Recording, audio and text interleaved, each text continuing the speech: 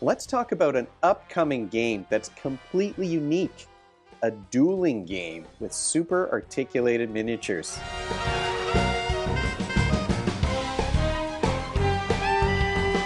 Welcome to Brains on Games. I'm Dr. Brian McDonald. In this episode, we're going to talk about an upcoming game that's hitting crowdfunding very soon. It's a game from the folks at Clay Castle Games, and it's called Edge Quest. Obviously, this is a fencing or dueling game that we're talking about here. This is a game for two players only. It's a game that works for kids age 14 and up, and games take half an hour to an hour to play, depending on how you set up the victory conditions. Let's take a deeper look at Edge Quest from Clay Castle Games. We've got a pretty close camera angle here because I wanted you to be able to see these miniatures up close. These, well, I call them miniatures, but they are quite large. They're maybe about 6 inches tall. And I saw pictures of this game online when they were looking for preview videos of the game. And I looked at these figures and I couldn't understand, how are these things standing up? Because they can balance in so many different ways. So we're going to talk more about the gameplay in a moment, but I just wanted to mention that the figure's feet are magnetic and the entire board, they can stick anywhere on the board. So it's a game where you've got these stones here, but these are just a graphic and your figures can stand and move any which way. Edge Quest is a game that I would say is medium in terms of its strategic complexity. And it's a game where you're trying to defeat your opponent in a fencing duel, and you decide ahead of time together what the victory conditions are going to be. It could be first touch to the torso, it could be first touch to any part of the body, or it could be to the death, and you could include some critical injuries that might affect how quickly players lose their health as well. Because the minis are so posable, thankfully they've included this dual layer player board to keep track of where your sword is, because that's going to affect what cards you're able to play.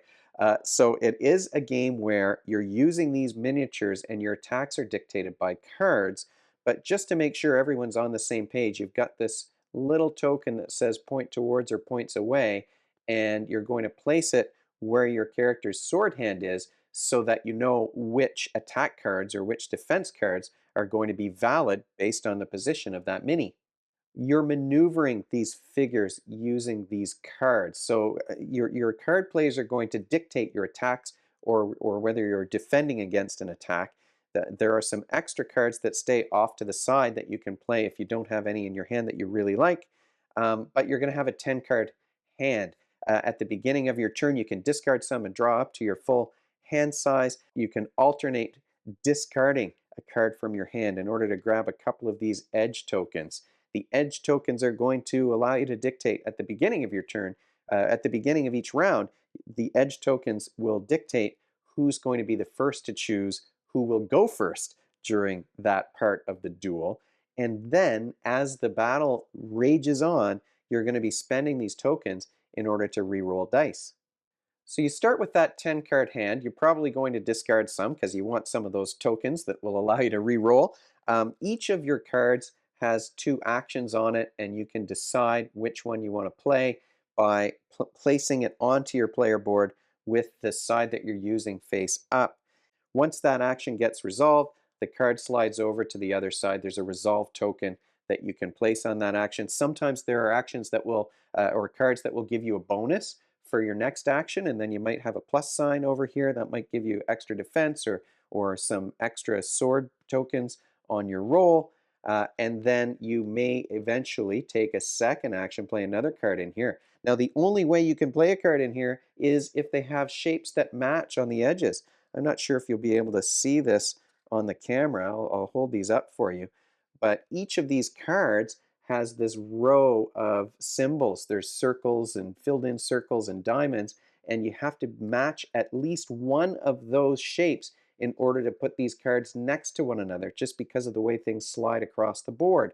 That is kind of an interesting element of the game, because it prevents you from sort of jumping your figure all over the place. One movement has to flow into the next, and there's some movements that you can't do, that you can't follow one from the next. You know, if you've got your sword over your head and you're trying to whack the other player, you're not suddenly going to be able to do a low defense, for example.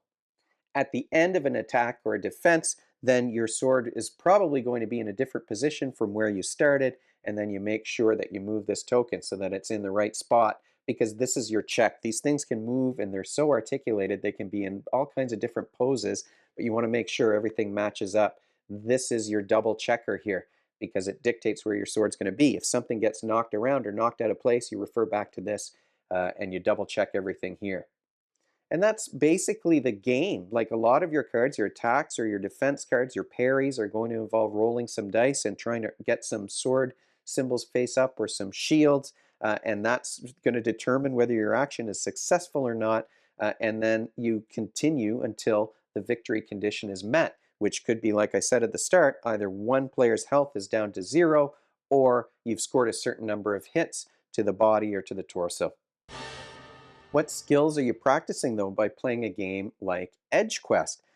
It is a game where there's some spatial awareness that's required here. There's some spatial reasoning and problem solving. You're trying to look at which cards you have and whether they're going to allow you to step forward and move into your opponent's range. Now, each turn you get to take a couple of steps before you start playing cards. I didn't go in detail through the whole turn structure, but that does allow you to kind of move around and make sure that your player, your figure, is going to be ready to take whatever the action is on the card that you want to play in that round. So you've got that spatial awareness. You're using the ruler to make sure that everything is within range, and then you're rolling dice. So there's a little bit of quantitative reasoning in terms of your understanding of probability here. You might be playing cards to give yourself some bonuses.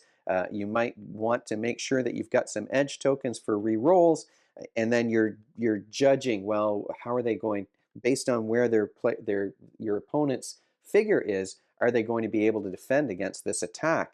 So you're kind of combining that spatial problem solving and spatial awareness with quantitative reasoning in terms of probability and even being able to assess distance between the two figures and the swords and their sword arms. Final thoughts though about Edge Quest. Well, this is like I said at the start of this video, this is a unique game. I can't think of anything I've played that's like this.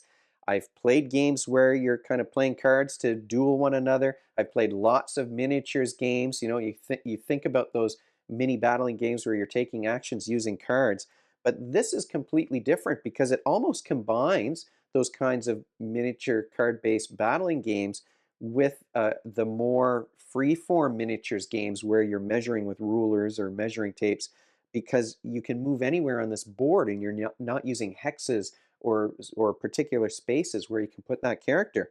And then on top of that, you're trying to pose these characters in order to get them into the position so that they'll be in range or out of your opponent's range. They're so articulated here.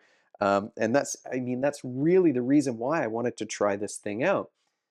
Because I saw these pictures of these figures online and I thought, how are they going to do this?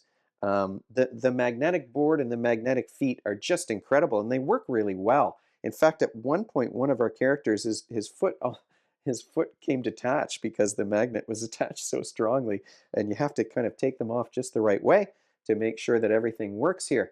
But I mean, the table presence is incredible. Anybody who walks by when you're playing this thing is going to wonder, what the heck are you doing? The figures are great, and they do hold their position once you've kind of put them into whatever pose you want to put them into, and they stay balanced because of the magnets in the feet. Such a great unique combination of maneuvering and posing these things on the board, and then having the cards that are going to allow you to take advantage of whatever that final position is. It's thematic. Well, it's hard to get more thematic than this. You're playing a fencing game and you've got these figures with actual swords. You're doing parries and blocks and putting yourself on guard, thrusts and overhead strikes. The cards are very thematic as well. And I just it feels like a fencing, like a duel, going back and forth as you're playing those cards. It did get tricky sometimes to make sure you had a card in your hand that could follow the other one. That seemed to be one of the most difficult things that we were doing in this game, is that You were looking at how do those combinations of cards fit together, and sometimes you'd play a tactic that would allow you to flip everything over and then take the actions on the other side. So there's a lot to think about here. It is complicated enough, but I really thought this combination of moving these figures around and then using the cards to take actions was super unique and super interesting. There is a great big collection of cards, and you've got a ton of options because you're starting with 10 cards in your hand, but they both have different actions on the top and bottom. So really you've got 20 options at the start of each turn. You're going to pare those down when you're discarding to get those re-rolls. But the re-rolls give you options too, because if you don't roll the symbol that you want, you maybe have a chance to recover from that poor roll. And having a resource you can spend to recover from a poor roll is something that I really appreciate in dice-based games, because dice hate me. I never roll well. Rarely do I roll very well in a dice game. It certainly feels like statistics even are against me when I play these kinds of things. But having these tokens that you can spend to re-roll, I think, is really helpful. So you've got this game that's completely unique. It's got great components and great looking components. I mean, it is a Kickstarter, so things might change, but it's got great looking components. It's a very thematic fencing duel. There's no magical spells or anything that you're casting when you're playing this thing. You're doing maneuvers that are related to your footwork and the position of your fencer on the board. It's super flexible, both in terms of the fact that there's not particular spaces on the board that you're moving to, but also because you can set up varying victory conditions. You can add some combat modifiers and things like that change things up and maybe add to the replayability. The the um, the fact that, well, the hardest thing, like I said, was getting those cards to line up. That was the most challenging thing for us. And maybe another downside is that this is a two-player game. You're not going to have four people around the table. Well, maybe that'll change in the Kickstarter, but certainly the version that I have is two fencers going after each other with their swords. So if you've got a third person coming over, they might enjoy watching this thing, but it's a two-player only game. Thanks so much, the folks over at Clay Castle, for sending this game my way. If you have any questions or comments, you can, of course, leave them in the comments section below the video. I'll include a link to the Kickstarter in the show notes below the video as well. You can also email me at brian@brainsongames.ca. Brainsongames.ca is the website. That's where future episodes will go. Previous ones are already up there. Brains on Games is the X handle and the Facebook page and the Blue Sky feed and the Instagram feed. So we're all over the place. And if you enjoyed this video, you want to be notified of future ones, you can head on over to YouTube and click that subscribe button. Thanks for joining me, and hopefully I'll see you next time.